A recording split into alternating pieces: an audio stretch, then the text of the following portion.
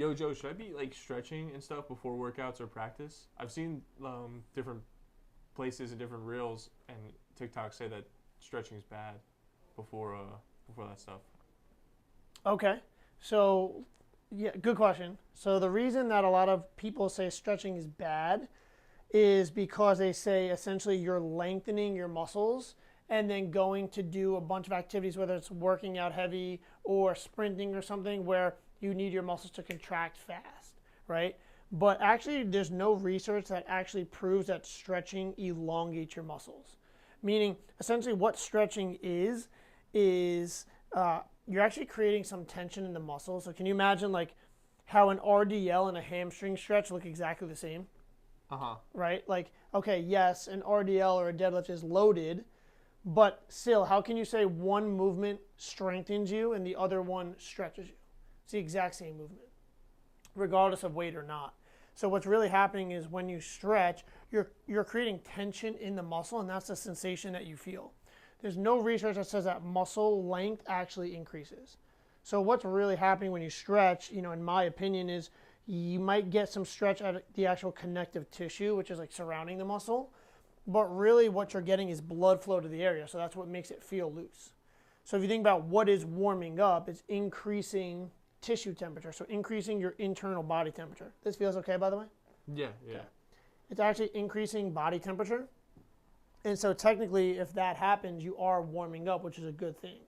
Now, it doesn't actually prepare you for what you're about to do. So if you're about to run sprints, right, stretching your calves like really isn't going to get you ready for that. Okay? But if you want to stretch your calves just to get it feeling a little bit more mobile, and then you want to go into like a dynamic warm-up, I think that's 100% fine. So instead of me doing these static stretches like sitting down on the sideline before I go and do my thing, what can I do instead? Yeah, so you could start with that, like I said, because you're not lengthening the actual muscle. Plus, let's just say, real quick, before I even answer that, let's just say you were stretching the muscle, right? You hold that stretch for 20 seconds, and then you do, 10-yard sprints.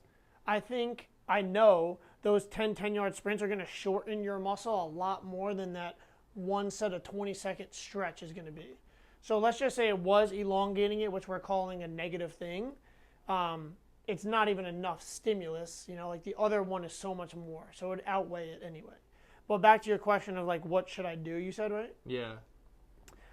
So the stretch is fine, especially if you're not even doing that much of it. But then I would want to do activities that mimic what you're about to get ready for. So if you're about to deadlift at the gym, I would start deadlifting really light. And again, get that tissue temperature warmed up, get your body warmed up, moving, and if you're about to run, then I would start with shorter runs. So you're going to sprint, let's go 50% effort. Then let's go 75% effort. You know what I mean? Like make it look like what you're about to do. Does that make sense? Yeah, 100%. So then let's say I'm getting ready and warming up. Is those moving stretches, is that a good way of like substituting, or is it still basically what you're saying as a stretch, not helping too much? I'm not saying it's not helping. It's not doing what you think it's doing. It's not elongating anything.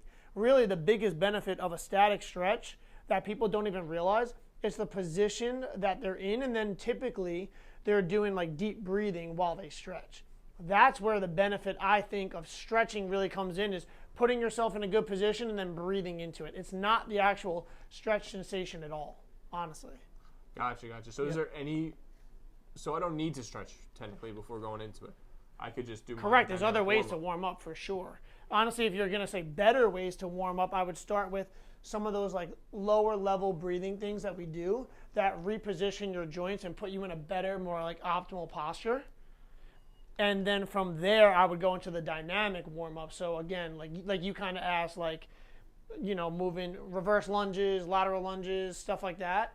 And then going into things that mimic what you're about to do. So in your case, you want to be sprinting, right? I'd be going with shorter, less hard sprints and then pick up my intensity from there. So then is there any time or place for a stretch to be beneficial? Like, or not necessarily beneficial, but is there any time or place for a stretch to be a necessity? A necessity? Yeah. There's not. Never. That's interesting. Yep. So like I said, you can elongate that connective tissue potentially a little bit, but you're not lengthening muscles. So you're really better off getting into like a good position and giving me some deep breaths. So it's almost like those dynamic warm-ups and stuff. Those are really stretching and contracting my muscles just the same, and just in a more efficient way. 100%. Gotcha.